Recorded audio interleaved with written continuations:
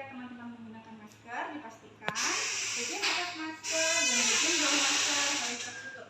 Kemudian bagian kanan dan kiri dipastikan juga tertutup.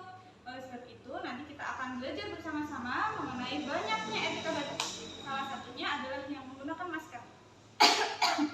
Kemudian ada juga yang menggunakan lengan bahu.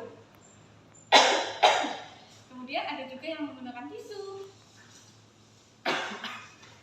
Ya, jangan lupa teman-teman, setelah kita batuk, banyak kuman-kuman di tangan kita. Jadi dipastikan kita harus cuci tangan menggunakan sabun dengan melangkah cuci tangan atau menggunakan hand rub.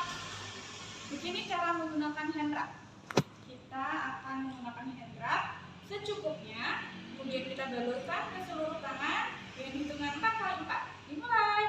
1, 2, 3, 4. 1, 2, 3, 4. 1, 2, 3, 4.